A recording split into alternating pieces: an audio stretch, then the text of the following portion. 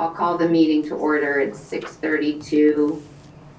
For our consent agenda tonight, we have our prior minutes from the November 6th meeting, and we have a number of policies. Any questions, discussion, concerns on any of those from the board? No. Okay, so I'll make a motion to accept the consent agenda, and we'll do that by roll. John? Yes. Arlene? Yes. Zach? Yes. Miranda? Aye. Emily? Aye. And Mary is an aye. So for our public comment, Courtney, it sounds as though we're still, no one is interested in speaking for public comment tonight? That is correct. Okay, great, so we're moving on then. Lynn, any need to reprioritize the flow of the agenda tonight? No. Okay, great. So we'll move on to our school spotlight with Terry Sue. Wow, sorry for I thought you Kevin. So a couple things really quick before I hand it over to Julie Cattell and some of our students here at Sheldon. One of the things we've been doing that I didn't get to share in my notes, maybe I'll do it now real quick, is if you wander around our building, you're gonna see a bunch of these posters around, trying to impress that we are a school that reads, not just innovates. So you see that, you'll see all of our staff have posters outside their offices or classrooms that show what they're currently reading, what they just finished, and what's up next. So it's kind of fun. But our focus tonight on our spotlight is STEM for all. Last year you approved us hiring a STEM UA teacher, and so I did that with Ms. Cattell. So our big goal is we want STEM for all, and we want it intentional. We're looking to teach our students how to innovate and be creative, think outside the box, and solve problems that either don't exist or they haven't, or solve them in new creative ways. We also want to prepare them for the jobs that are going to exist when they're adults, instead of just the jobs that are available now. So one way to do this is through STEM. It just opens a lot of doors that they didn't even know existed. And so I have Julie Cattell here, our STEM UA teacher, who has a presentation for us, and she has 3 students, 1 virtual and 2 in person, that want to talk a little bit about our program and where it's at so far. So I'm handing it off, Julie, it's all yours. Hi. So I'm going to take as much time because they are very nervous, and I'm hoping they'll breathe a little bit in the meantime. So Julie Cattell, I am the new STEM teacher here at Sheldon. You can, Courtney, you can go to the next one. So like Tracy said, it is kind of a growth learning year, brand new program for the school and for the entire district. So we're kind of learning as we go. So I really try to focus on some broad aspects with STEM when I started out that I could keep consistent from kindergarten all the way through 8th grade, which is engineering design process. Mostly because that can be applied to almost any project that we do in STEM and a lot of other classes. So in K through 2, they focus on engineering basics. I don't go through the actual specific process that these guys will talk about because they're a little bit older. But we really talk about what is an engineer, what do they do, and why do we need to know what they do? Why is it important in literacy class? Why is it important when you go to PE? Why is it important when so-and-so goes to whatever career? We talk a lot about careers and what parents and family members do. Kindergarten specifically, they build with a lot of different materials. I usually give them some sort of task or challenge and say, okay, do it with Legos. Oh, now do it with Tinker Toys. Oh, now do it with popsicle sticks, and see what they can change and how they can adapt to varying materials. Problem solving, you're going to notice, is a huge theme for all the grade levels. I always give them some sort of problem. It might be something simple as I need to get this billy goat gruff from this end to the other end of the bridge. Or it might be I need to get this machine to fix this part of the building. How can we do that with this budget? So it's very, very broad throughout all the grade levels. Collaboration is also something you're going to see in common.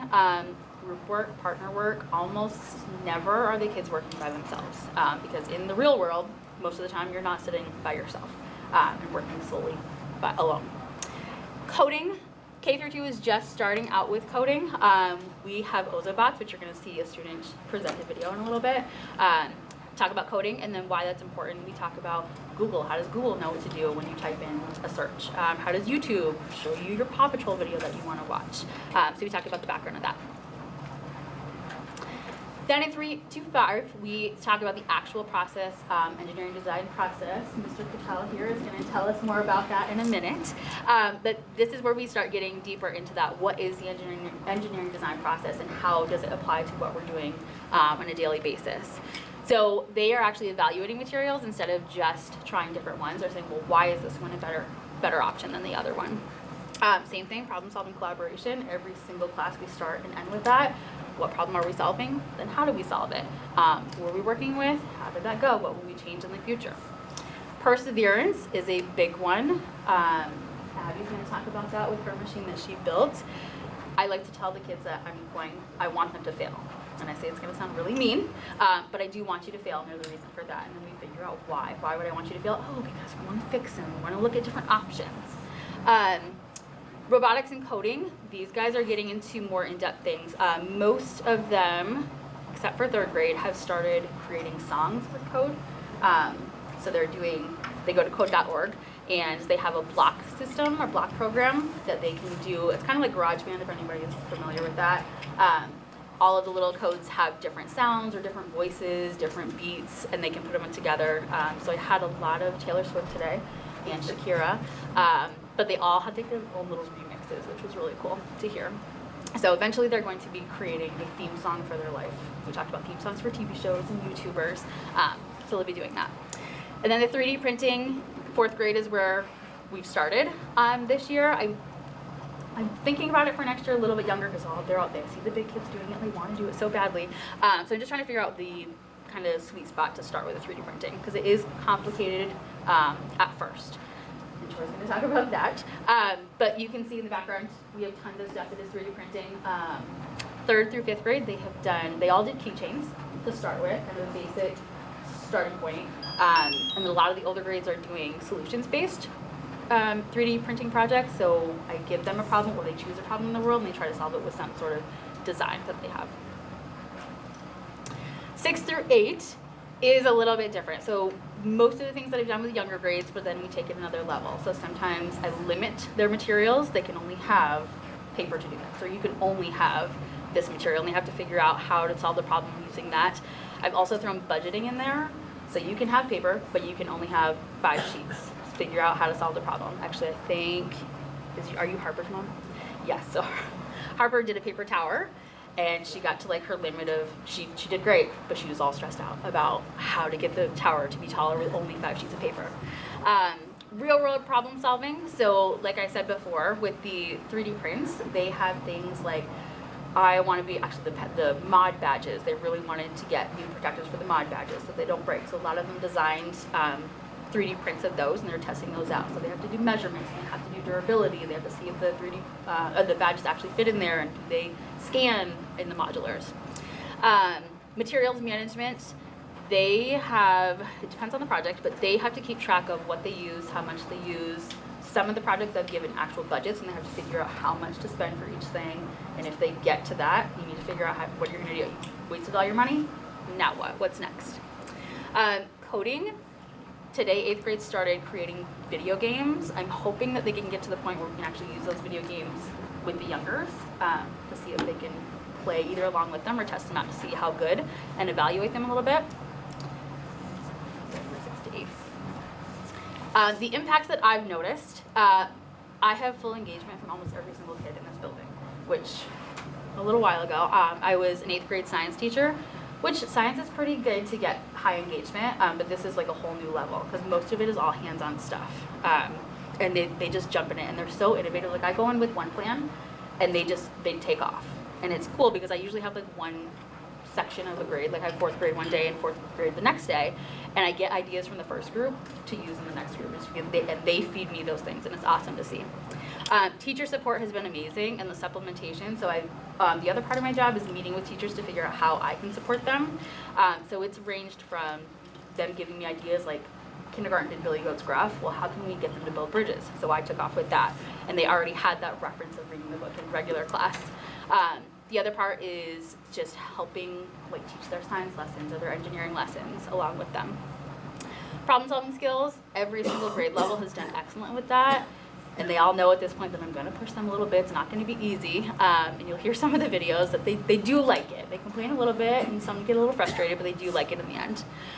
Innovation, again, their ideas are awesome and it's very exciting. And then outside of the mandated curriculum and regular class time, this just gives them so much experience with different skills that they may or may not experience otherwise. I had 2 videos. The first one is interviews from a couple different grade levels. Oh, just kidding. This is Finn. I think we only have one. I don't know if you like it. Oh, I didn't like it. Oh no. Okay, just kidding. Well, we have Finn, who's going to talk about the Ozobots. Finn's a first grader. All right, Finn, are you ready? Yeah. All right, tell me what coding is. It's one, I forgot. I keep on forgetting. It's okay. So if I told you to go walk to the door. Oh yeah, no, I know. It's telling something to do something. Okay. So how does coding apply to these robots? Because the special markers can tell the robot what the message is. Okay. So can I put the robot on this and it'll work? No, Why? because it's only all white. Okay. So it's not using these special coding markers? Okay. Can you show us how they work? Yeah. All right, let's see it.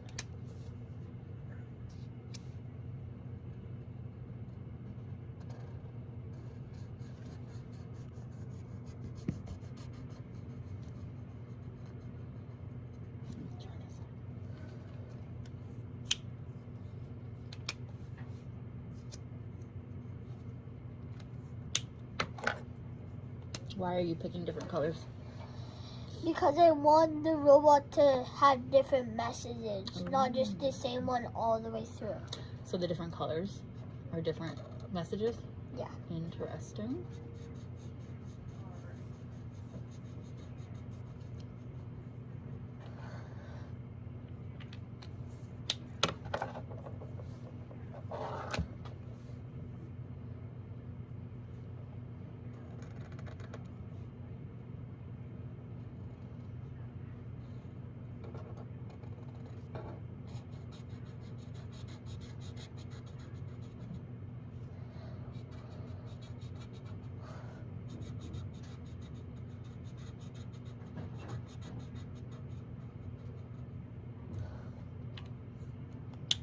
I started like that. Oh, there's another one. Okay.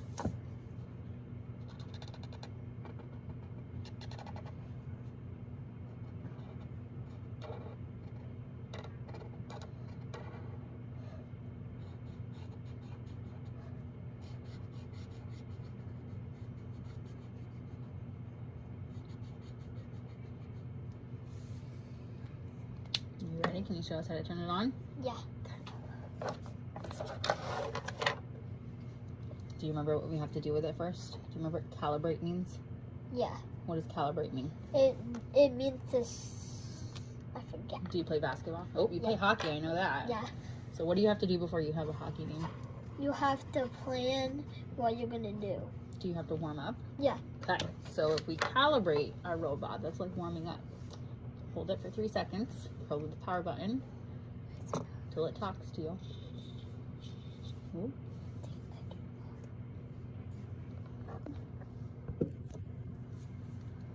Okay, hold for 3 seconds until it makes a funny noise. Oh no, did we get a bad robot? Probably. Okay, try it again. Hold for 3 seconds. Here, I'll count. 1, 2, 3. Oh, you're too fast. 1, 2, 3. Oh. That's funny. There we go. Now he's all warmed up. Okay, let's see if he can read your code.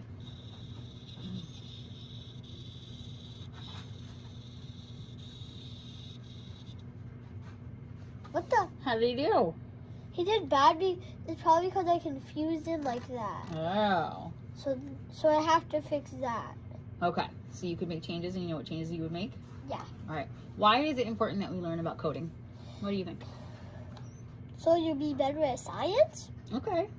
Are there other things that take code messages other than this robot? Yeah. Like what? What do you think? Like phones Okay. and people. Okay.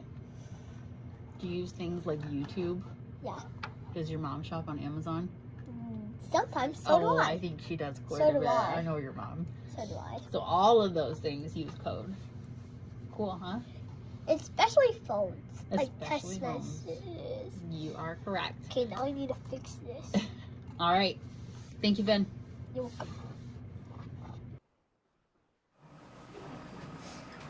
It blows, first of all, it really blows everyone's minds. But first graders, oh my gosh, I bring in the gray box and they're to review and calm our bodies first. All right, are you ready? Take some deep breaths. Okay, this is Troy. He's going to talk about the engineering design process and what he did for 3D printing. So, okay, so show us your first design. Yep, go ahead. Yep. This is my first one, and the hole was too small when I made it, so the keychain couldn't fit in. And then, my second one, I put a bunch of holes, a big circle, a long skinny circle, and a big circle, well, big rectangle in the corner. So I was trying a bunch of circles. Then for the third one, I tried the small and skinny circle, so I could try to fit the keychain in by the long one. This one was too small to actually get it in. And then my final project, I actually got the keychain in because I made the circle big and round, so I could fit it and the corners weren't too small. So how is that showing in the engineering design process? Because I just kept trying and give up, and I kept working with it. Do you have a plan? No, I had a plan just to get a hole in it and get the keychain in. Okay, did your first one go? No. Yeah. Troy. Abby's going to talk about a pretty exciting project.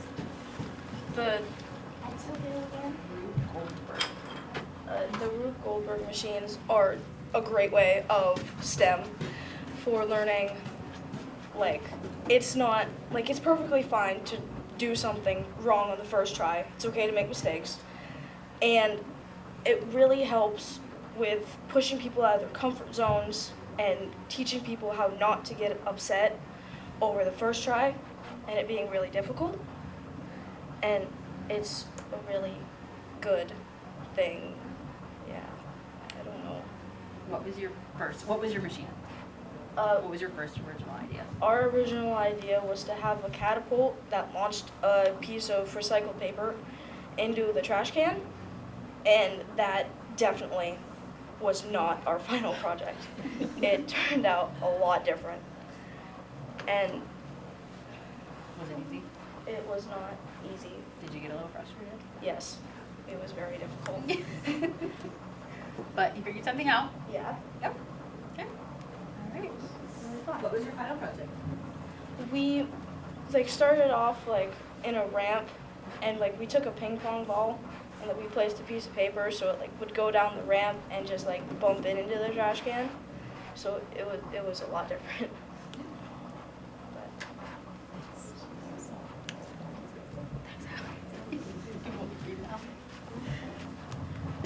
Okay, so looking ahead, again, this is a growth year.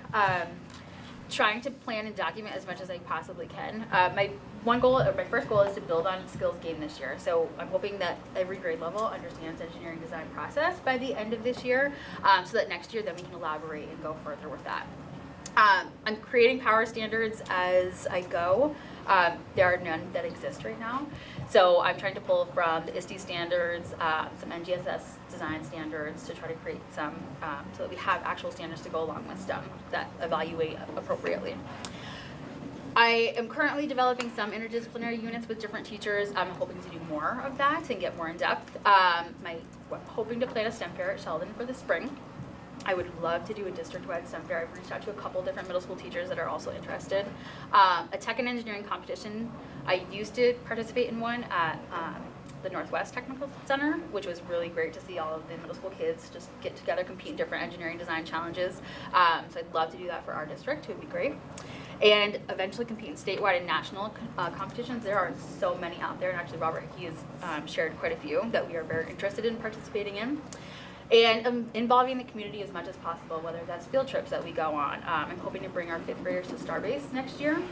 That the 5th grade teachers and Terry's are very excited about. I'm hoping to get on the list for that. It usually fills up pretty quickly, so we'll see. Real world experience as much as they can, whether that's bringing guest speakers in. I know I have a lot of kids that say, oh, my dad's an engineer, my dad is this kind of type of scientist. So I'd love to get those parents and community members in the school to have some Q&A and just experiences. I think that's it. It's been fun. I love it. I can tell the kids really enjoy it. I've made there's a lot of kids. I went from 1 grade level to all grade levels, so it's a lot of kids to try to learn individually, which has been a big challenge for me personally, but it's happening. I actually had some 8th grade boys today come to me. They've never talked to me in class, I don't think, and they asked to have lunch with me today, and I was like, act cool, just play cool, just be natural, it's gonna be fine. And they were amazing. They were great, super respectful. So it's happening. Any questions? I just want to say I'm super excited to see this here. I know that we've invested quite a bit of the ESSER resources towards STEM, highly engaging materials, and it's really cool to both see in the videos and in the pictures you using some of those tools and having the kids talk about their experiences with it. This is the kind of future-focused learning that we're trying to get to. Yep, And they are excited. I loved when you were talking about the skills that you were working on, there's a connection to our Portrait of a Learner, Yep. right? Yeah, it's very easy. Do you to talk overcome. about that with the kids? Oh, so that the they can- older ones, yes. Yeah. Not so much the younger ones yet, but Okay. we'll slowly integrate it. That's great.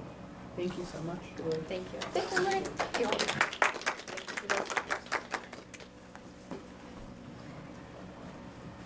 Awesome, that's wonderful, thank you so much.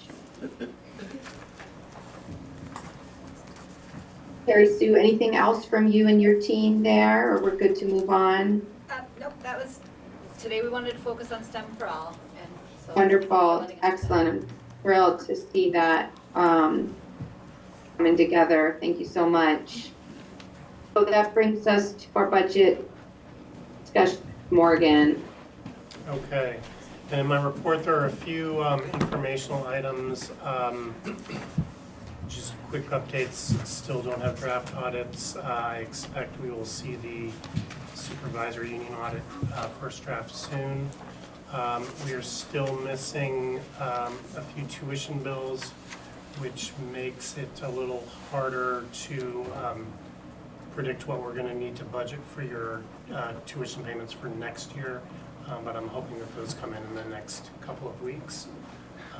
As I put in, based on the draft allowable tuition, which is the tuition rate for FY24, trued up against actual student counts and actual expenses, I am anticipating that the Enosburg-Richford district is going to send 2 hefty bills to NMV to true up for both high school and for the tech center. This is something that happens pretty regularly. This year, the numbers on both are, I'd say, higher than normal, and they're both in the positive direction. Often we'll have one underbilled and the other overbilled, and so it kind of washes out. I don't anticipate a problem paying those off this year, but you do have the option to budget for those payments and not paying them off until FY26, if you so choose. I included tuition expense history in your report through FY24, which is the last year we have real data. As sort of background, I believe Lisa asked for it when we have these discussions about whether you would like to go to the voters and talk about having a tuition reserve fund established. You can see that it's moved around pretty significantly from year to year. The smallest year-over-year change was 4%, and then we had one drop of 16% and one increase of 12%. Looking ahead at your tuition rates in terms of what we budgeted for this current year and what I have in the budget now for next year, that would be about a 7% increase. So looking at another year with an increase. Similarly, you've got information there now about health insurance and what we've paid through 2024. I am anticipating we're going to see a pretty big increase from 24 to 25. That was that big health insurance year, and then 25 to 26 will be dependent on the budget that you warn, but I think it's going to again go up probably 8%. The increase for the premiums was that big number, the 12% that we've been talking about. That number doesn't always track because we have people coming on and off insurance, or adding kids or kids aging out of insurance, or just your change in terms of staffing. Normally when you have somebody retire, you're replacing them with someone who's still on their parents' insurance. So before we dive into the budget, are there any questions on any of that data?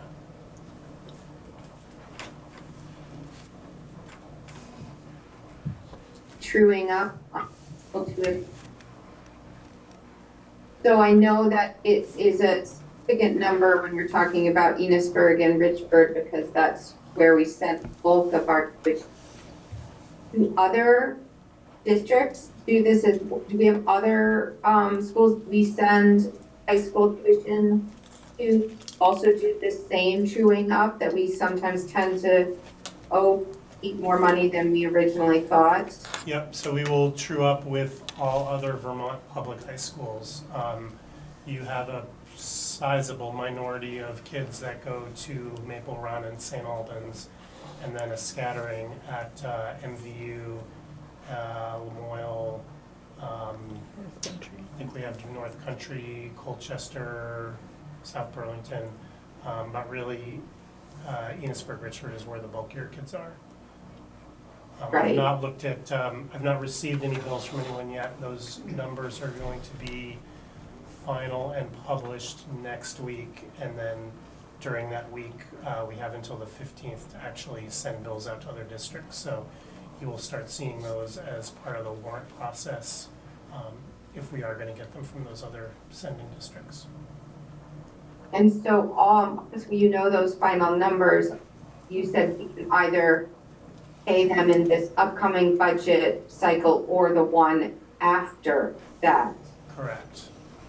You have like a couple year grace period. Right, because you don't know what that liability is until this year, this December. You really have no way of budgeting for it for this year. So Right. the state gives you an extra year to pay that. We will try to get it paid and off the books in FY25 if we can.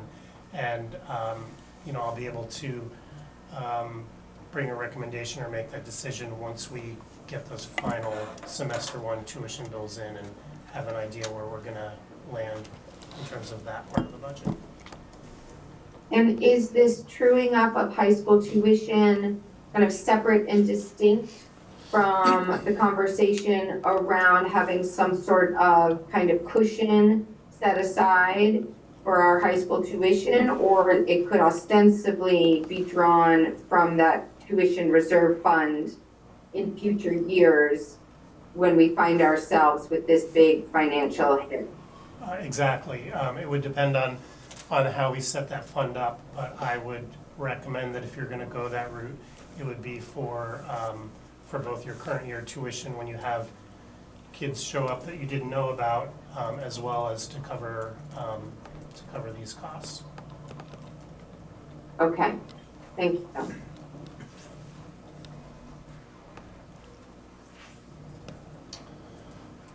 So again, apologies, because you'll see these slides a lot more. I'll try to go through, quickly through some of them. Go to the next one. In terms of the budget schedule, we're now at your third board meeting, December 4th. Hopefully still on target to finalize a budget at your January 8th meeting. We have received the tax commissioner's yield proposal, which we will talk about in a little bit. We have some initial CLA numbers. We will get the final ones at the end of December, but I think the ones that I'll be showing you tonight, or that you saw in your draft that went out by email, are probably within a percentage point of where they're going to end up. I've included what my best guesses are for the long-term weighted average daily membership. We normally get that number by December 15th. I suspect we will see it sometime early next week from what I'm hearing. So still a couple of big numbers to drop. That would allow you to predict tax rates based on your spending plan, but I think we are we're closer at this point in the year than we have been in early December in the past. At your annual meeting, we will still be electing a moderator and electing a clerk. This will be done by ballot on town meeting day. If people are interested in those posts, it will require somebody submitting a petition for that. The moderator doesn't really have any duties anymore now that everything is at Australian ballots. The district clerk we will want to elect, and traditionally in your district that's been the clerk from Berkshire. I've not talked to her about running again, but at this point I would assume that she would run again. And the clerk is really responsible for running the elections and maintaining the district-wide voter checklist. We will need to schedule an informational meeting between the 22nd of February and March 3rd.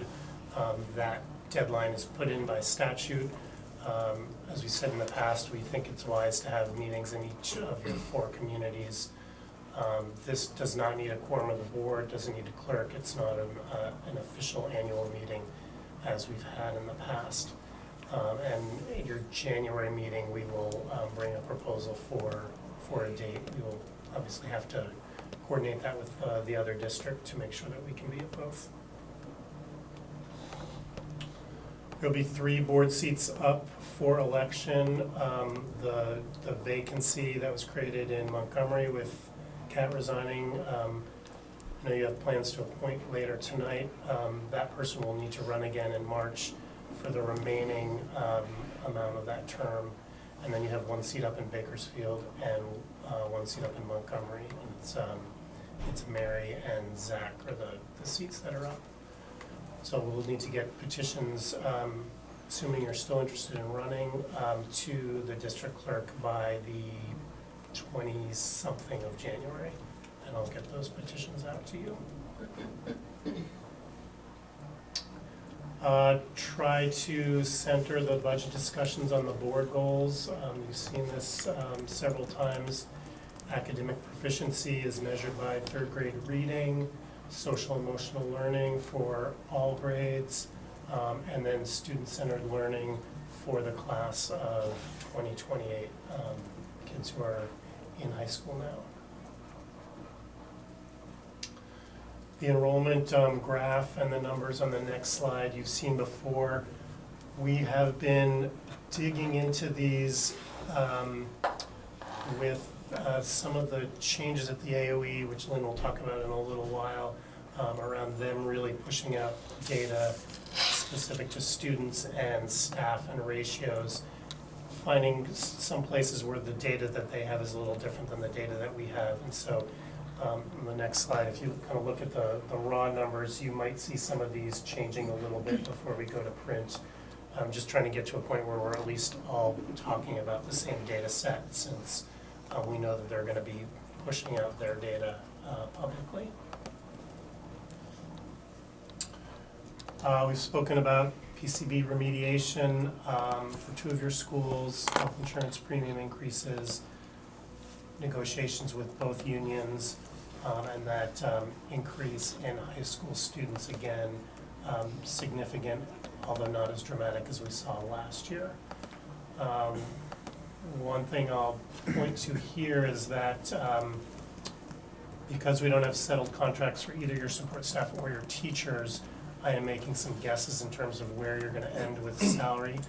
I would love to have a discussion with the board, and that would need to be an executive session, just to let you know what I'm putting down on the table and making sure that, that you think that that's sufficient. Morgan, Yes. that piece for executive session around that contracts, you want to do that since, or do that at the next meeting? We should do it at this meeting, so if you tell me that I've under budgeted or seriously over budgeted, that I can make those changes for your next draft. It can Sure, be, okay. it can be at the end of the meeting, but it should be tonight. Yeah, sounds good, thanks. We've got 4 slides here detailing the staffing changes at each school. I don't believe there have been any changes since we were together in November. So year over year, and again, this is budget to budget, not necessarily cuts to people who are currently in the building. Budget to budget, Bakersfield is reducing by 2 paraeducators. In Berkshire, there's increase, really a rounding up of an enrichment teacher and then dropping 1 paraeducator position. Montgomery, dropping 1 paraeducator, and then a fractional decrease in the family engagement coordinator that they were currently sharing with Sheldon. And then in Sheldon, a little bit more movement, picking up that 1 day a week with the family engagement coordinator, cutting the health teacher position, which is unfilled, adding half of a music teacher, and then reducing a paraeducator position there. Before we go on to that, we are anticipating some potential rough sledding for federal education funding over the next couple of years. I will be going into this in a little more depth with the supervisory union board. But we do not yet have a federal budget for FY25, which we believe is what funds your CFP and your IDEA B grants for FY26, the budget year that you're working on now. So across the SU, we have 16 people who are paid at least in part by federal funds, Title I, Title II, and Title IV. And then I think it's 22 staff that are paid by IDEA B funds, which are special education funds. Those are all coming through the Agency of Education, which the president-elect has said that he wants to abolish. There's also budget proposals now being hammered out for the FY25 budget, which in theory was supposed to already have been settled with the old administration, the old Congress, but it's still being negotiated, and that may go into next year. There are proposals on the table to cut Title I nationally by about 25%, 25 to maybe a third, quarter to a third, and then completely cut out Title II funding. And so we've had conversations at the ER board and at the NMV board over the last couple of years about, for staff that you have funded under those grants that are critical to running the programs in your school, you know, in some cases, we've been kind of slowly moving them into the local budget because we know that CFP funding, that federal funding is, you know, even in former times has not been completely assured. This may be the year where we want to accelerate that, or at least have a plan for that if we get through this budget cycle, we get into April, May, and we learn that those funds are going to dry up or be dramatically cut.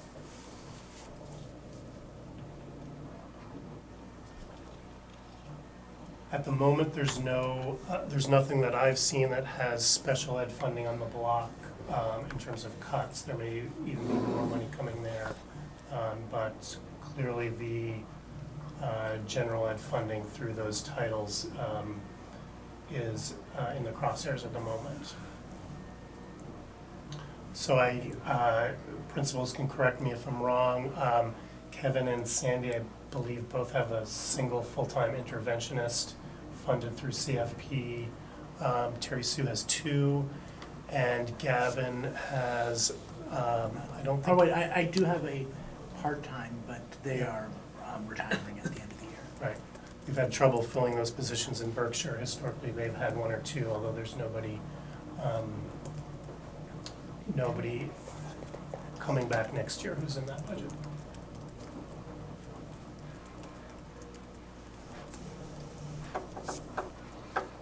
So that's just something to be thinking about as we build this budget, if that cut hits at the same time, and it could impact, it might not impact next year, but it could definitely impact the year after. So it's still a little bit up in the air about how much of this could hit this next year. But I think that's going to be a recurring conversation over the next at least 2 more budget cycles. So we can come back to that discussion later if you want. Up on the screen now is the article that we will be putting to the voters. And I mentioned this last month.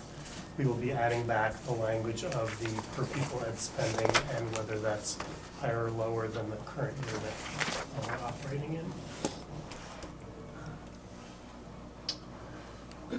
The 2 pie charts that we will include in some of the information we send out to voters, no real changes from last month.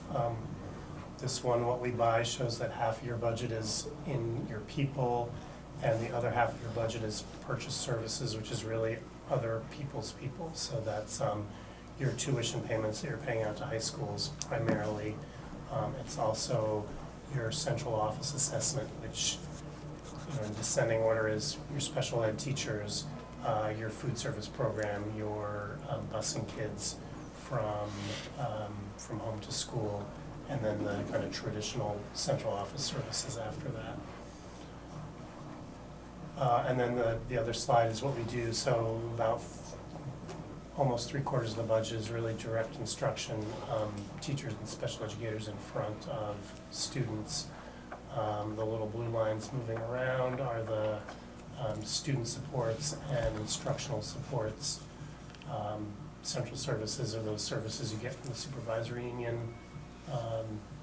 And then that last little sliver up there is debt service in red. That's what we're paying on the buildings, the 4 bonds on the 4 buildings. This is a kind of blown up version of what I sent out to you by email earlier this week. These numbers are a little bit different than are in your packet. I went through today and found some areas of the budget that we could comfortably cut, and so these numbers are a little bit lower. But the draft that I'm working on as a proposed spending plan of $23,758,000.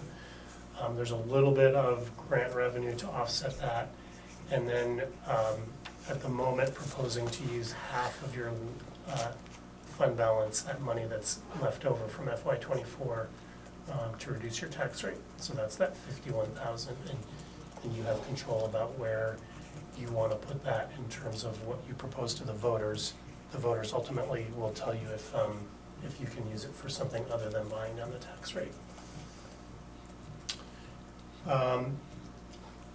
That will get to your education spending amount, that $23.6 million figure, and that's the amount of money that, if this budget would pass with these assumptions, the state would need to send to us to run your schools and to send out those tuition payments. That is the number that you control that ultimately drives your tax rate. The next number, the 2058, is that long-term weighted ADM. This at this point is my guess. I think it's going to be down a little bit from last year. Everybody statewide is seeing that, and it seems to be tied to a reduction in poverty numbers, which seems to be tied to people getting kicked off assistance because the rules were relatively lax during COVID, and that those changes are sort of coming through, and so that's now impacting us. That would get you to a per pupil ed spending amount of $11,476. The dollar yield of 85.53 is the number that the tax commissioner put out on December 2nd. This, I believe, is the number that everybody will be using across the state to present their budgets and to project tax rates. The number is down this year primarily because of the change in the way that the state calculates CLA and applies it to tax rates. And I've talked about this to this board. I won't really go deep into it tonight because it's very confusing. I'm finding that many of my colleagues don't understand it, many of Lynn's colleagues don't understand it.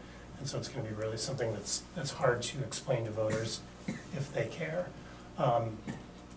If there were no changes, that the dollar yield actually would have been much higher, which suggests that financially the ed fund is in a better position than it was last year. So we kind of had a bit of a perfect storm, much higher spending, and then some parts of the ed fund that were weaker. This year the statewide projection for increase in spending was a lot lower out of the gate, and some of those other revenue streams like rooms and meals tax and sales tax, lottery proceeds that help fund education seem to be doing better this year. So that would bring us to an equalized tax rate, a district-wide tax rate of $1.34. Again, this number is not comparable to last year because of the change in how the CLA is calculated. What the state has effectively done is, it's really smoke and mirrors, but they're making the increase in taxes year over year easier to blame on spending and harder to blame on town level CLAs. So last year we had a lot of conversations about how if we cut our spending much more, our tax rate would have hit that dollar floor, and then we wouldn't have been able to actually save money for our taxpayers. And they're going to land differently this year just because of where they're applying the factor. They've changed the formula. So the district tax rate is going to look substantially higher, even if we changed nothing, it still would.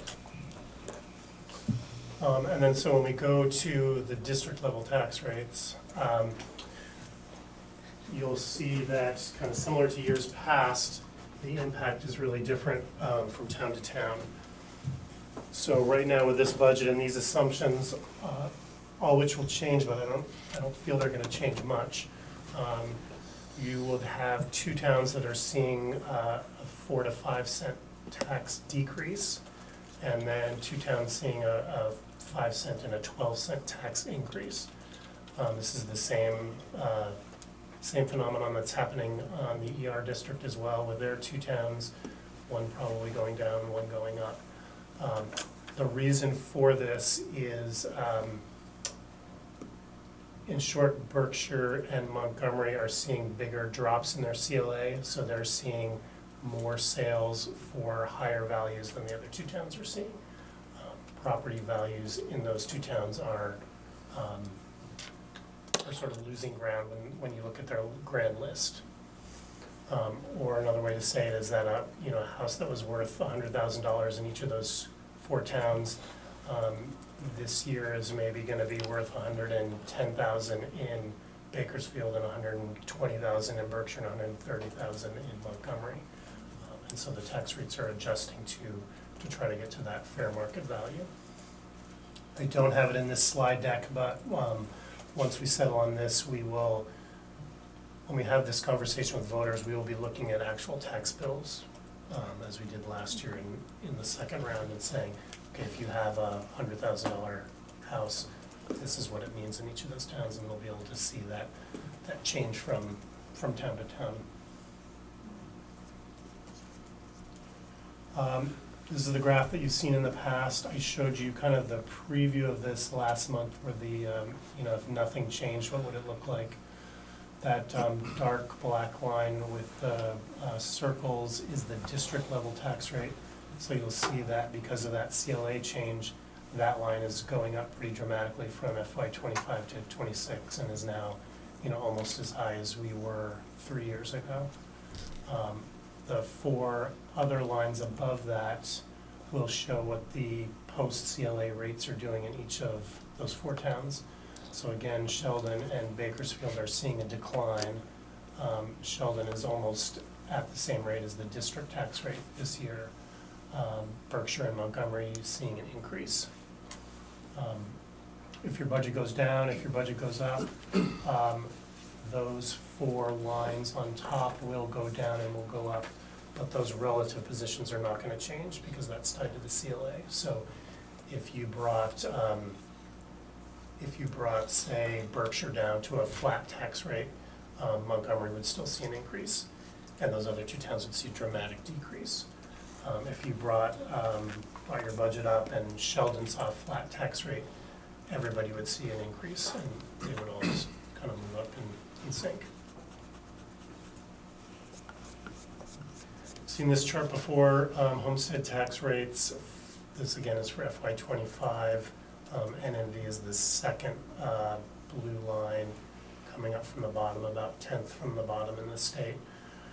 This will likely not change from year to year with these changes. What it may do is actually, my fear is that it's actually going to spread the gap between the haves at the top and the have-nots at the bottom. And so if you can go back a slide, according to one thing that Lynn tip that I want to mention, by '25, when we warned the budget in NMV, we were at about $1.03 tax rate based on what the yield figure was at that time. And we were having those conversations with the voters saying if you cut X number of thousands of dollars out of your budget, you're going to be below that $1. The state's not going to charge you less than $1, and so you're basically just giving money away to the rest of the state. The change in the CLA has kind of taken away that argument.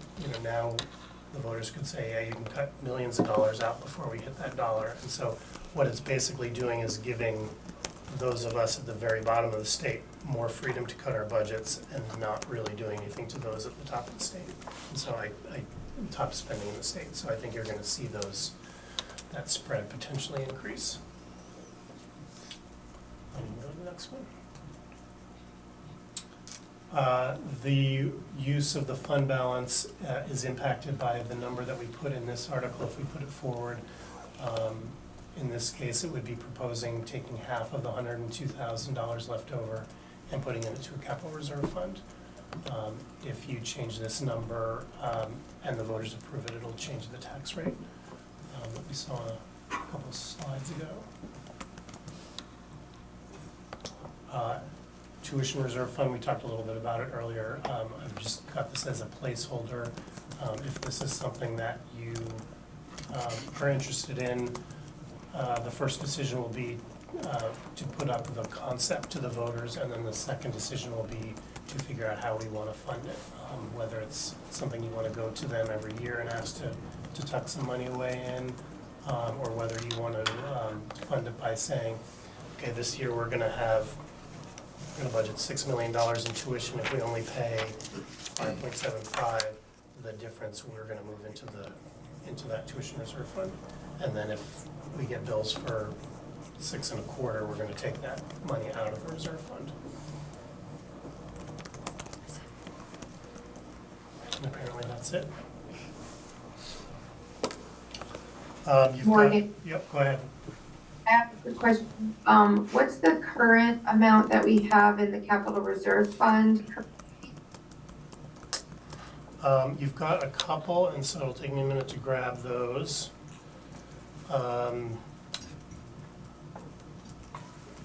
When we merged, 3 of your 4 towns had capital reserve funds, and we made the decision at that time that those funds would be tied to those specific buildings, and then we started working on a district-wide tax fund. Where we are now, Bakersfield and Montgomery, I believe, have completely spent their reserve funds. Berkshire still has some. And then, Sheldon didn't have one. and then there's a joint, Sheldon did not have one when they came to us, and then we've been putting money away into the joint one. So I believe at the end of FY '24, Berkshire still had about 150,000 in their capital reserve fund. And then Sheldon had, the district as a whole had 530,000. So my anticipation is that when we actually have the ability to move in Berkshire, we will be tapping that for the PCB remediation, because there does not appear to be any other funding stream for that on the horizon. And potentially using that in the district-wide one in Sheldon if we end up going down that route. And you said that in the NMV fund, we're gonna have 530,000. Correct. So we could potentially, put even less than that 50 some odd thousand if we wanted to buy down the tax rate a little bit more. Correct, and I believe that's what you did last year. Yeah. And we don't yet have any hard numbers around what PCB remediation in the two schools look like. We don't. Yeah, we don't. I think the scope is relatively limited in Berkshire because of the testing that we've been able to do so far. The levels are significantly less in Sheldon, but I don't know that we know what the scope is. And then the other two projects that are big that are on the horizon would be replacing boilers in Berkshire. Vern is chasing down some grants which will cover a big chunk of that, but there will, still come with a price tag. And then we also have boiler work we know is on the horizon in Sheldon, and that's a little complicated because that's the location of the PCBs. Right. And is there any way to start getting a sense of what the kind of collective, the overall cost of those combined projects might be? Yeah, absolutely. Vern's working on coming up with a 5-year plan, sort of a capital plan, which, it'll be our best guesses in terms of what the costs are. And certainly that's been hard to do the last few years with inflation and especially in the construction sector. But we will certainly do that, and that will have a timeline of at least where he's suggesting the effort goes. He was very successful in the ER side when we had to do a wood chip replacement at Richford Junior Senior High School. He got a tremendous amount of grant funding to be able to offset the costs of that, and I know, as Morgan said, he's chasing those down for Berkshire too. I mean, usually a project like that is a heavy hit to a school district budget, but was it close to half, Morgan, that he was able to get? It was half, right? Yep. So that's a big deal when you're talking about a huge expense like that. Right, absolutely. Yeah, he's excellent at finding those grant opportunities for these big projects. All the electrification grants and such in the schools, so Morgan, I have a question then. If we move forward with the motion to have voters approve our ability to set aside some degree of budget plus in future years for tuition, kind of a tuition reserve, that would mean that in future budget cycles, we would be kind of choosing between capital reserve and tuition reserve, because it's all this, that's all the surplus is, would be kind of a one lump, and then we decide how much to buy down the tax rate, how much to set aside for these tuition payments that come unexpectedly, or the truing up that districts do. So that is one approach you could take. Another approach you could take, and you could do this for capital reserves as well, is to budget for it. So you could tell me, instead of putting whatever we have, $500,000 in facilities improvements, you could also tell me, put that in the budget as a transfer to the capital reserve, and then run your projects out of the capital reserve. You could do something similar with tuition. You could also look at, again, and this is depending on how we set it up initially, but the board might one year see $300,000 coming back from Enosburg because they overcharged. And in those years, you could say, oh, we're just gonna transfer that into that tuition reserve fund. Or you could say, as I was mentioning earlier, if we budgeted $250,000 too high on tuition that year and we don't have any major capital projects that we're surprised at, you could just say that that difference in what we budgeted for tuition is gonna go into a tuition reserve fund. Yeah. I think the benefit of it is that it would, once it's established, it would give you the ability to budget those tuition kids a little tighter,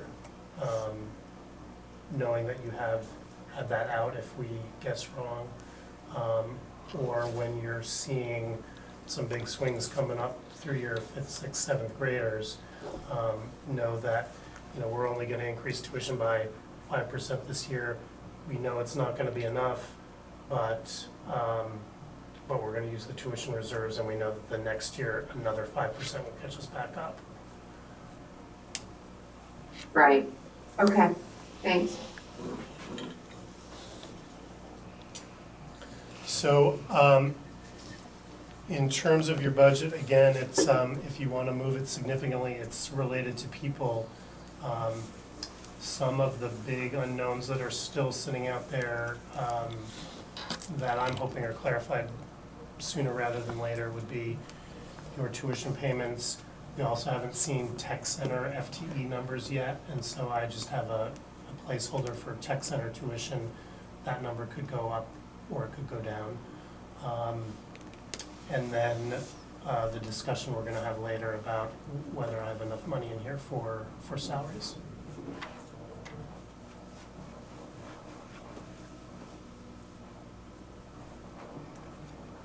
Great. Anything else until our executive session on that budget piece? Unless there are any other questions. Okay, great, thank you so much, Mark. All right, and that's to you. Okay, so I'll start with personnel. So you have one action under hiring, and that is Bradley Gabry, school nurse for Berkshire Elementary School. So it asks the board to make a motion. I'll make that motion. Thanks, Emily. I'll do that by roll. Emily, Aye. Miranda, Aye. Arlene, Aye. Zach. You cut out, Mary. What's that? I thought you cut out. Zach got you though. Yeah, I couldn't tell you said Zach, but yes, aye. Okay, John Aye. and Mary is an aye. Under resignation, Stephen Grant, the middle school math interventionist for Sheldon. Actually, I do not need approval on that one. Sorry. Retirement notifications. We have one at Montgomery Elementary School, Andy Smith, school custodian. And informationally, it's not under this budget, but we have one interventionist, Ann Morey, who's working part-time at both Sheldon and Berkshire. She's an FNESU employee, paid for out of consolidated federal grants, who is going to be retiring. She's worked with us for quite some time. She'll be also retiring at the end of the year. So those are both informational.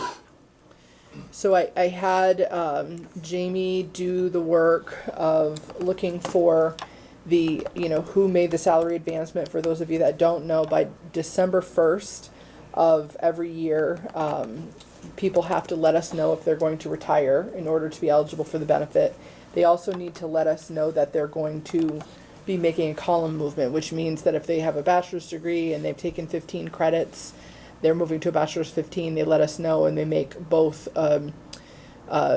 vertical column movement and a horizontal column movement in that year, so it increases their compensation. So we had 12 on Jamie's list. There's one more that was missed that we're adding on there.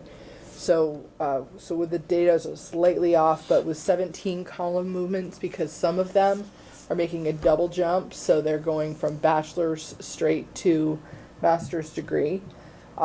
It's around a $31,625 impact.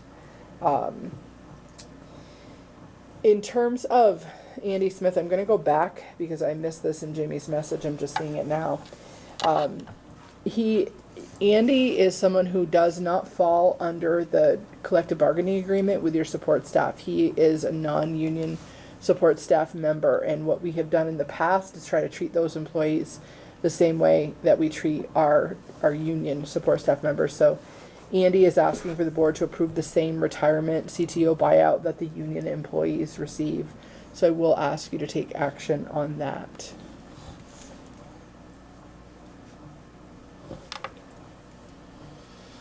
Is that a typical request? On my end, can you clarify what you're asking with regard to Andy? So in the support staff agreement, if they have worked, I don't have the language, I should have pulled that, a certain number of years, I think it's 15, they're eligible for buyback of their CTO time. I might be conflating teacher and support staff. Morgan's looking. He's going to get it for us. But it's something we have done for others when they've left. We've allowed them to do that. That might be the X number of dollars per day.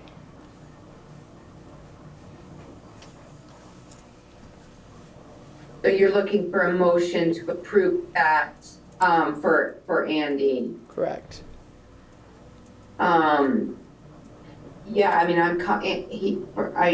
he's worked at Montgomery for a really long time, and I think they'll be quite missed, and I'm happy to make that motion that feels equitable and like the right thing to do, so I'll make that motion. Morgan, I think, is almost there, Mary, with the language. I'm guessing. Okay, The language is any employee who has completed 20 consecutive years of service in the supervisory union and retires from employment within the supervisory union shall receive $50 per day for all unused accumulated CTO. So it's and what we do for support staff are under master agreement. Correct. So I'm And just going to ask the how- board to treat him the same. How come our custodians are not under that same agreement? Remind me why? So some are, but if you have a head custodian, if they have any kind of supervisory responsibilities, they can't fall under that. So they're exempt, considered, correct? Yep, that's correct. And in NMV, they're all exempt because none of the original towns before merger had them in the union. So on the Enosburg-Richford side, some of the custodians are unionized because they were unionized in Richford. And when they merged, the law said that they were all going to be covered by the union. NMV didn't Gotcha. have anybody under the union on that, in that job category. Okay. And Morgan, I'm assuming that we have the budget to do this for Andy, because it's certainly the equitable and the right thing to do. That will not have a significant budget impact. Okay, great. Well, I will make that motion then, and we'll do that by roll. Emily, Aye. Miranda, Aye. Arlene, Aye. Jack, Aye. John, Aye. and Mary and I. I also have a side letter that we have created. There is a grant that Emily Kimball from Cold Hollow Career Center is the lead teacher in our, I call it our Ed Rising program, but it's Education and Human Services program at the Tech Center. And many of those students who are going to or planning to go into education have placements in our classrooms throughout FNESU. So Emily received a McClure grant of $2,500, and the intention behind that grant is to help encourage kids go into high demand jobs in Vermont, and teaching is a really high demand job in Vermont. So the McClure Fund wants to provide some compensation to those teachers who are serving as host teachers. So we developed a side letter with the union that because this is a one-time, we're not setting precedent or setting an expectation that we would do this in the future. It's simply because it's a one-time grant. So I would ask the board to authorize Mary to sign the side letter on behalf of the NMV board. Away from the table. I'll make that motion. Thank you, Emily. Do that by roll. Emily, Aye. Miranda, Aye. Arlene. Aye. Everything okay over there? I didn't know what that was. We had just a little intermission while you were voting. And Emily was playing some calming. She saw me getting worked up, so she was playing some calming music for me. You're throwing your wedding band across the room. Not because of the music. Okay, Zach, Aye. John, Aye. and Mary is an aye. Okay, thank you. And now I'm going to go to Arlene's data that she requested. And I will tell you, I got a look from Jamie because her first answer was, "Oh, that's so complicated." So I'm going to try to make sense of it for you because it's tracking across in some cases 3 years and not just 2, because there are a variety of levels of license. So you could enter in an emergency, under an emergency license, and then you have to work to qualify for provisional before you can earn your regular license. So this is from Jamie, so I'm going to do my best to describe it. So she went back to the 22-23 school year, and in that year she applied for 35 provisionals and 16 emergency licenses. So the provisional licenses that has a 2-year expiration. So they were all supposed to expire on June 30th, 2024. So this past June. So of those 35 that we had originally applied for, 11 successfully gained their level 1 license by the deadline of July 1. 4 of those teachers received a 1-year extension to their provisional, and we can get those under certain circumstances. So they're now expiring June 30th of 2025. We did not offer returning contracts to 5 of those teachers. We received resignations from 8 teachers. 1 teacher didn't have plans to fulfill the licensure requirement at the end of the provisional. 4 of those teachers are still employed with us, but they're in a different role. So they're working under a different provisional endorsement area. 2 are still employed with us, working under a level 1 license in a different endorsement area. So you see why Jamie gave it's complicated. So the emergency license is a 1 year. So if she applied during the 22-23 school year, that emergency license for those 16 individuals would have expired in June 30th, 2023. So of those 16 emergency licenses, 13 of them met the requirements to go on to a provisional. So those would have been July 1, 2023 to June 30th, 2025.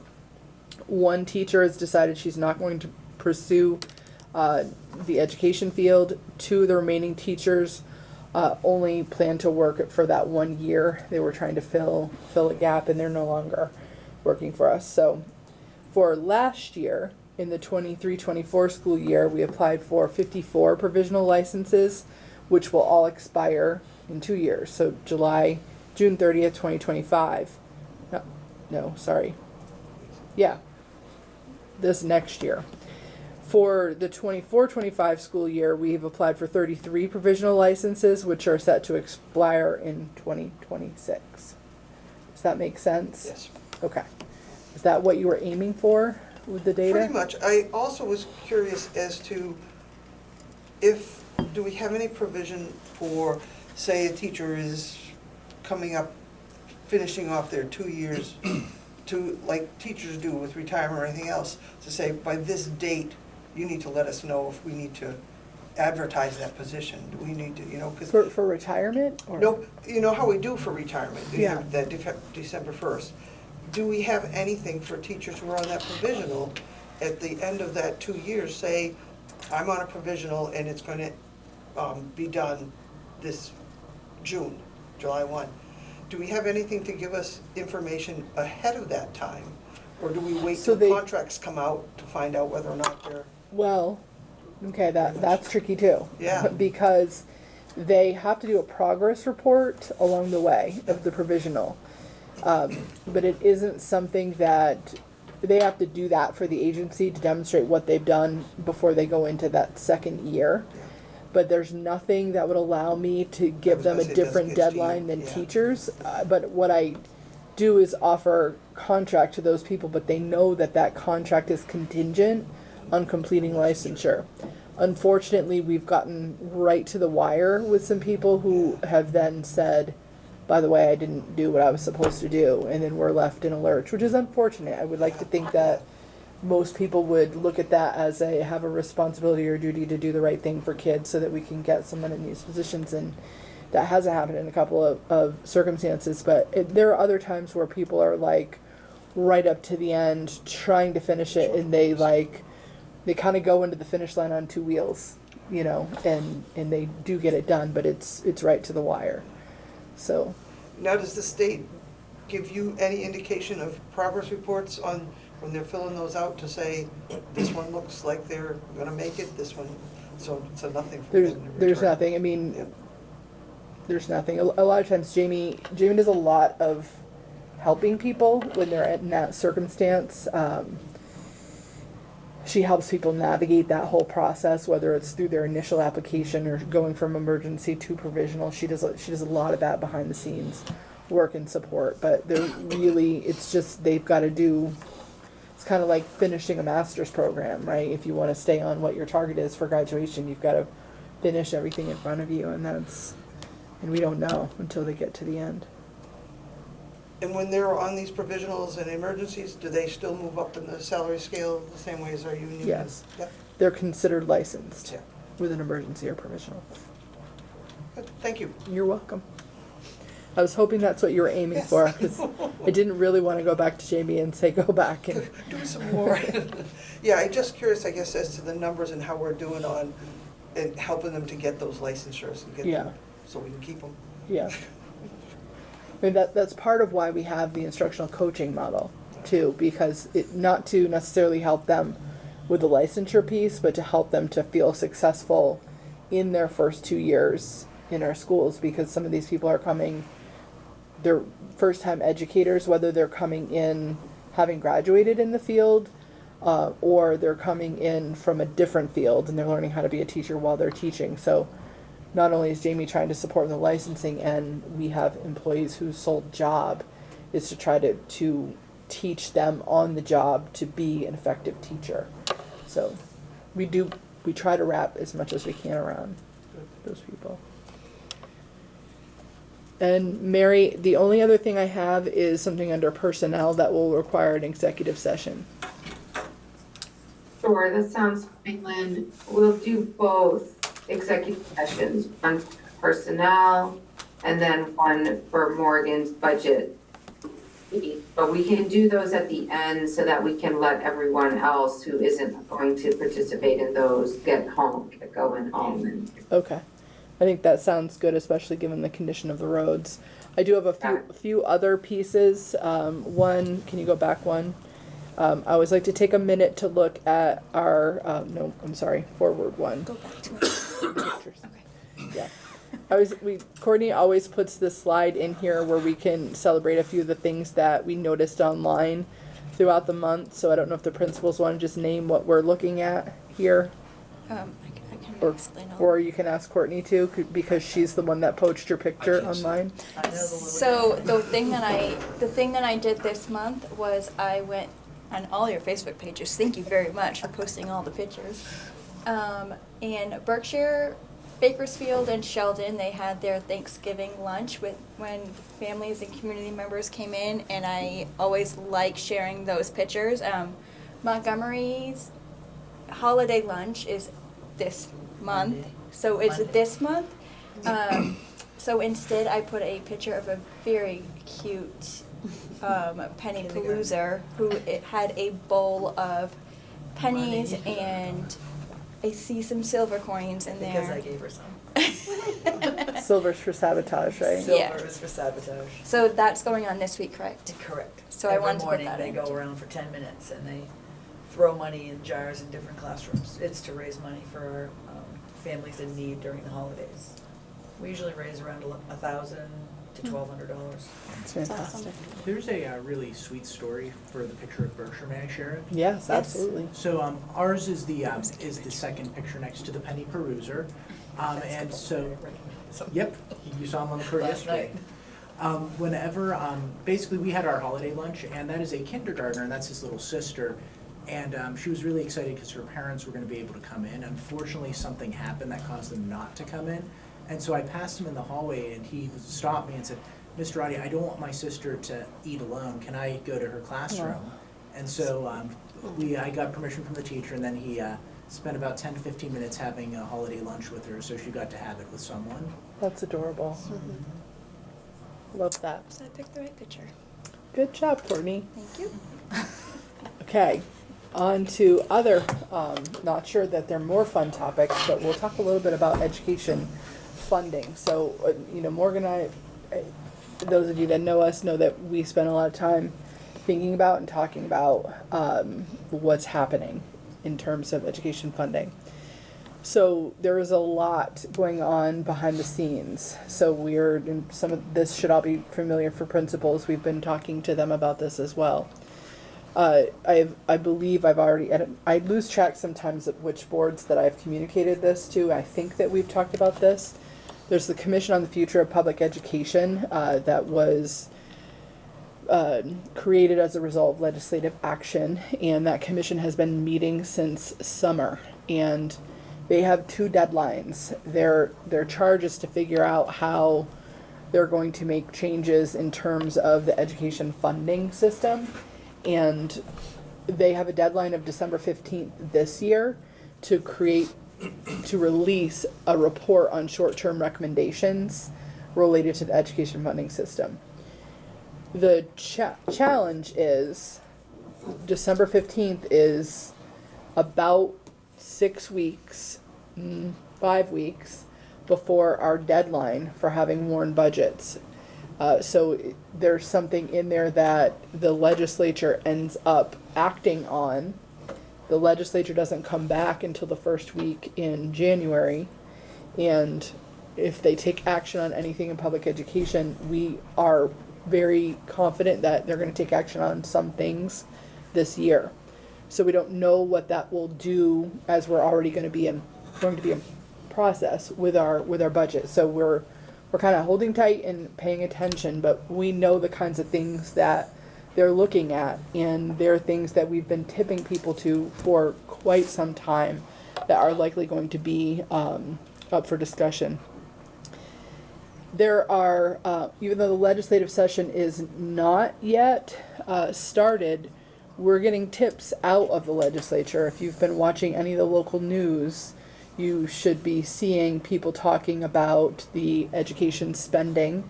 The December 1 letter from the tax commissioner came out, and they're reporting that on average throughout Vermont, there's a 5.9% increase in education spending, which is far less than what was projected last year, which was met with a comment about that's still going to be felt by taxpayers throughout Vermont. And the governor has pretty clearly stated that even though it's lower, we still have to look at taking measures to make education more affordable in Vermont. the legislators are, I just happened to pick two different news pieces. One, and you'll get a link to this at the end, one was something that I saw, I think this was even this morning on WCAX, whereas Vermont Democratic leaders promised tough talk on education finance reform. So they're tipping, we hear you, we understand that you don't like the increases that are happening with taxes, and we're going to come up with solutions that you're also probably not going to like, but they're going to be necessary solutions in order for us to figure out how to make education more affordable.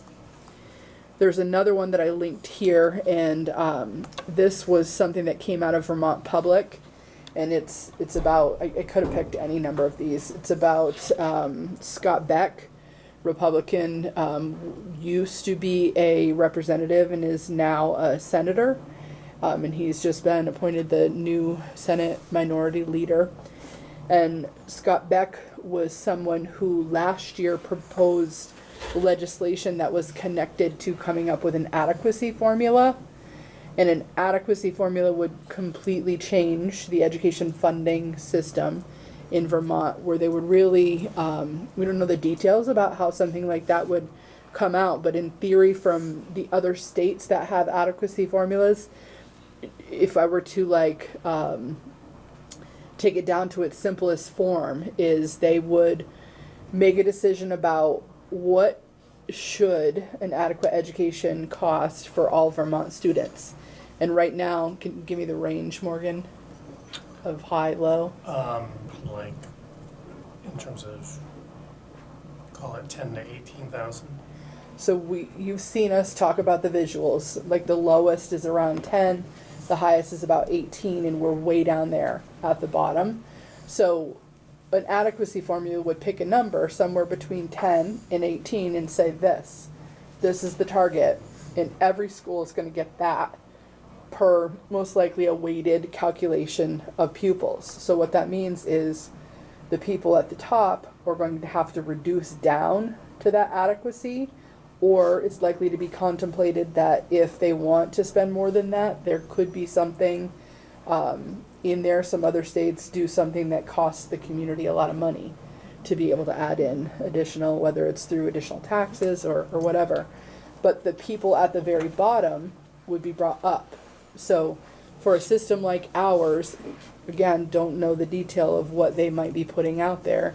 For a system like ours, it could result in more money per weighted pupil, because they're not going to bring everyone down to our level, most likely. So there's still other things to contend with, and we're going to keep bringing this back to you because there are a lot of other things that they have considered, and I'm not going to bring you into a conversation about all of those pieces that the commission is working on, but I've also in previous meetings given you tips around the PICUS report and some of the things that are recommended in there. There's, if you're looking at all the tea leaves, we're getting a lot of information about optimum district size, optimum school size, optimum class size, optimum teacher ratios, optimum staff ratios, optimum leader ratios. So this is showing up in a whole lot of places. So you know that those are all levers that they're considering, and they're not likely to consider those as optional levers. I suspect that as we move through this legislative session, we're going to see more blunt tools that are used to get a handle on education spending, education funding in Vermont. I will say from the agency, I've linked the updated state profile report in there for you. So we received our first look at that state profile report.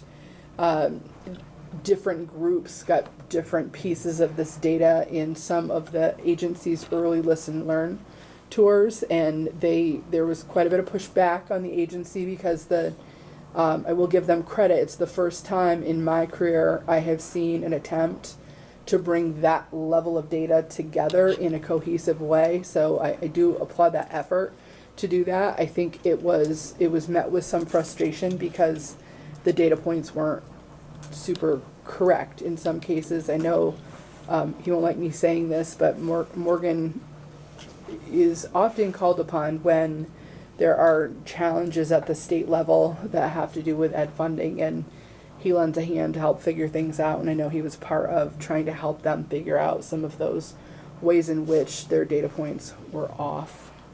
So you're welcome to look there at the agency. Again, the things that you'll see when you look at that updated state profile report is there's data about, it starts off in one of the earlier sections about number of students we're educating in our public schools, number of students that we're educating in private independent schools. I think that's important to keep in our mind because there's tension there about how we're using public money to fund private education that have different rules than what we have in public education. So I certainly will be one that continues to advocate if whatever we do in terms of the education funding should apply to those private schools as well. They should not be allowed to charge more per pupil, that we shouldn't have to spend more per pupil there than we're allowed to in our public schools. And I will continue to advocate that all the rules that we have in terms of not discriminating against students and following the same rules should be also followed there if they're going to accept public dollars. Other things that the agency looked at, again, and this is similar to some of the things that came from PICUS and the commission: school size, expenditure per pupil, staff per 100 pupils. They looked at assessment results. They looked at the National Assessment of Educational Progress, so looking at Vermont compared to other states. They did a lot of sections talked about where Vermont ranks in terms of student-teacher ratio and class size ratios and even school size. It also looks at demographics like free and reduced lunch, emerging multilingual learners, special education. It looks at the VT cap results. One of the data points that's in there is kind of this, it's 4 quadrants. So you have like high performing, low spending, low performing, low spending, high performing, high spending, low performing, high spending. Okay? So I didn't know you could do this. Like, there are all these dots that reflect different systems. And I heard one of my colleagues say, oh, well, we're that dot and that dot. And I was like, wait, you can know where your dots are? I want to know where our dots are. So I reached out to the agency, and in math, there's, like I said, it's a quadrant. We are just over the quadrant into high performing, low spending. We're just over the line. And in literacy, we are just under the line. So we're considered low performing, low spending. But in both cases, we're right near the line on both of those. They also look at salary comparisons, expenditures, special ed, and district size. So in FNESU, we have been engaging our leaders in these conversations, and Morgan and I met with union leadership last night because these aren't things that we want people to be surprised by, because we could see, as I said, some significant shifts. So we've been having conversations as leaders about looking at some of the mechanisms that they might put in front of us. So we've been trying to take a deeper dive with leaders around class size and around how to make staffing decisions and things like that, and trying to just, we're not trying to do that for this year, but we're trying to look forward and saying, how do you make some of these difficult decisions, and we're trying to use the data, the things that we know that they're going to be using. The PICUS report, the ed quality standards, which I'm not remembering if I brought the ed quality standards to this board. Does that sound familiar? I will bring to this board next time. So the education quality standards have been revised, and those are expectations set by the State Board of Education that we're supposed to meet in our public schools. And you'll see, if you look at it, the work that we're doing within FNESU is pretty remarkably aligned to some of those expectations that are laid out there. But some of the other things in the ed quality standards, there are certain positions that they have recommendations around. They have recommendations around class sizes, which we're way under in some cases, not in all. And they have recommendations around certain positions. So what proportion of a person do you need in that position per the number of students? So I'll make sure that I bring EQS next time. The last thing I put on that slide is a video, and I don't know if anybody has seen it, but it was released on Vermont Public, and it was done by Lola Dufort, who has been an education reporter in Vermont for a really long time. I very much respect Lola, and I think that she really does her best to help people to understand what's happening around education funding. And so the notion is just, how does Vermont pay for schools? And it's a 7.5-minute video. I think it's really well done. I think she, for the most part, really nailed the system, and I think did a really good job in the video of showing how, even if you went in and said, we're going to, our budget last year is going to be exactly the same as our budget this year. If you said that as a board, and we went to the taxpayers and said, here's what your taxes are, their taxes wouldn't be the same as last year, because spending that happens in other parts of the state will impact that dollar yield.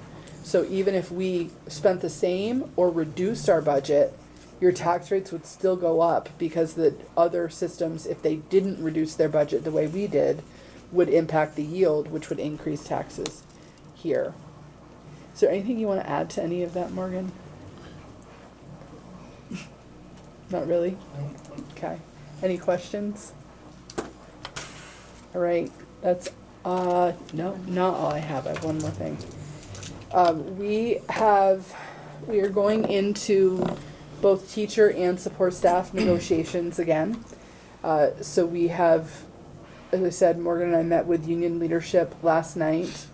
What we have decided to do is do both at the same time. So we will have one probably 90-minute session where we negotiate with, we haven't decided yet which goes first, but it might be support staff first. And then the next 90-minute session will shift and we'll do teachers. So we have 2 dates in the book. Right now, we are going to, right before the holiday break, I think it's the 17th. And then January 7th will be the second negotiation session. So it's going to be a fair amount of work, and we'll enter it in good faith that we can work collaboratively to come to agreements with both our teachers and our support staff for the next year, or for however many years those agreements end up becoming.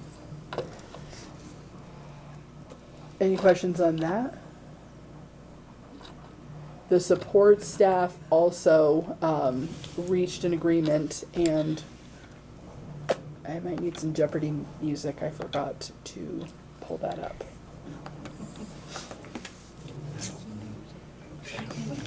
Do you have it, Morgan? I can share it from the ER board. Okay. It did go out to board members by email. It is.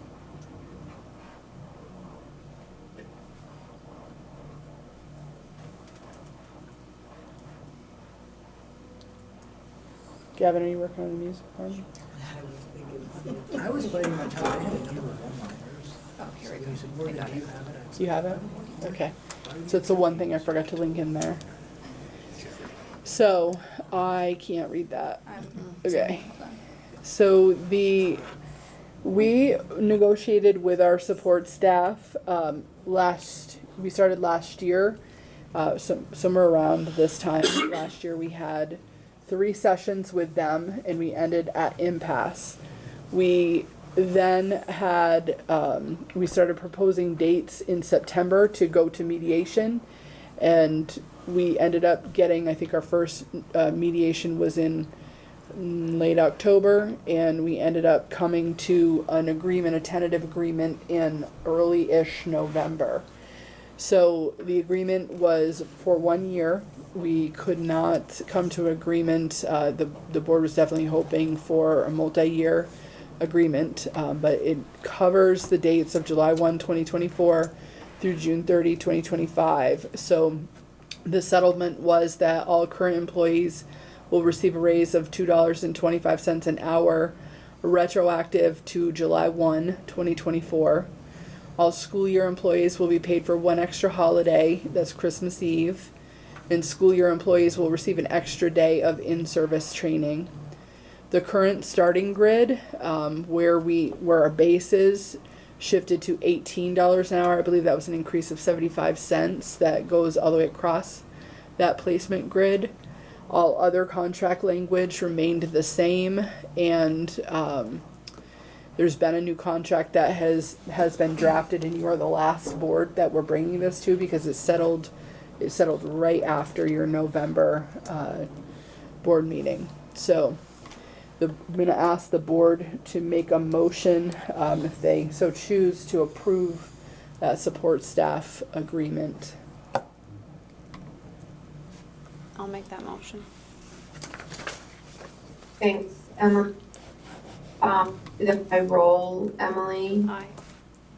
Miranda, Aye. Arlene, Aye. Zach, Aye. John, Aye. Mary's aye. That's all I have, Mary. Great, thank you so much, Lynn, appreciate it. So that brings us to our principal reports. I can't see, do we have all our principals with us tonight? You do. Yes. Okay, bravo. So Kevin, anything you'd like to add to or highlight? Well, you got my board report, and I just wanted to publicly share my admiration for the staff. I challenged them in August, and I pointed them, I think, towards this North Star of improving a culture of learning. And as you can see in there, we've made incredible gains already. And so the work that they're doing has been admirable, and I just can't thank them enough for the literally the sweat and tears that I have seen this far, because they care so much and so deeply for the community of Bakersfield. So that was all. I just want to applaud you too, Kevin. I had the opportunity. My days are rolling together. I think it was just this week. I visited your school Monday, and yeah, I could see it in our conversation and some of the things that I saw and heard about as I was walking about the building. Kevin's strategy at the beginning of the year was to really show them, like, these are the kids and where they are in the proficiency level, and it made it really real. And he just had an in-service with his teachers, and those teachers got to celebrate by moving those kids up the proficiency levels, and to hear about that and how impactful it was for the teachers and how excited they were about all the hard work that went into intervening and teaching to try to get them to that different level. It's awesome. Thank you, and I will share that with them. Glad you said that. Great, thank you so much, Kevin. Gavin? So then, in addition to my board report, I did want to show you, actually, I'm very excited, and unfortunately, once again, as always, our whole staff morning meetings are always the day of board meetings, I but look forward to this, Gavin. this is our staff member of the month, Oh. Brandy Johnson, our front office assistant, and she is actually receiving the championship title belt from Ellie St. Pierre, who came to our morning meeting this morning to talk to the students about her own experiences of being an Olympian. I have a couple additional ones. These are going to be up on Facebook as well. Ellie also, during our morning meeting, had students practice a few different games that involved basically the kinds of things she would do to prepare for a race. And then, in addition to our Road Runners of the Month, as you can see, our students got a chance to really get to know her and talk a lot about or hear a lot about her experiences as well. So it was definitely a joyous morning meeting for us. That's cool. That's awesome. Do you know who her kindergarten teacher was? She said it was her least favorite. She didn't mention a name though, she just said that one. That one, yes. Awesome, thank you, Devin, that's fantastic. Lee? Yeah, I could hear. I guess just in addition to my report, I already talked a little bit about the Penny Palooza because we had that beautiful little girl on the screen, but it was really fun that we ended our in-service before Thanksgiving, doing archery together as a staff. So I asked Courtney to put a couple of these photos up on the screen, but that's Taylor Revard and Sarah Caldwell who were sharing a target, and all of their arrows, 8 each, I think we had. All of their arrows were in the yellow, which Wow. was pretty impressive. And they were having so much fun. We did it for the last hour of the day, and I couldn't believe how great some of the teachers were with the target. So we had a wonderful time. That was a great way to end our day before break. I get to see the kids using the archery there. It was amazing. It's been so much fun. They Yeah. love it, and they're good. Had kids get bullseyes. It's been pretty Awesome. impressive. And one thing that I did not put in my board notes that I should have, and I cannot believe how I missed it, is next week is our music concert. So please, if you're free, next Thursday night at 6:30 is our 4th through 8th grade instrumental concert. 1 p.m. on Wednesday next week is our K4 vocal concert, and with band too. So please come help us. It's a great time every single year. Any of our parents here can attest that the concerts are phenomenal. So we have that next week for our winter concert. And brand new local author is hoping to be here some evening in January for a Meet the Author read aloud of her new book, Violet's Violin. And it's amazing. I just got my copy finally, and the copy I have purchased for our library here. And it's a beautiful book. So it's very exciting. There you go. Awesome. Well, because I said something about the other, I feel like I visited your school this morning and saw a fabulous MTSS meeting Yeah. in the 3 through 5 team. It was awesome. They're doing Really good great, work. yes. We're making lots of progress with those students. Well, thank you so much. So that brings us to our board business. We have a couple of executive sessions that we're going to do. First, I wanted to speak to the open board seat that we have, and I sent around to all board members earlier today a letter of interest from Michelle Schaap, who is joining us here in the virtual world. And I trust everyone had a chance to read Michelle's letter. Explains a little bit about herself and her interest in that seat. I don't know if there are any questions from board people for Michelle, and if not, then I'm gonna go ahead and make a motion to appoint Michelle to fill out the duration of Kat's term, but did want to give board people an opportunity to ask Michelle a question.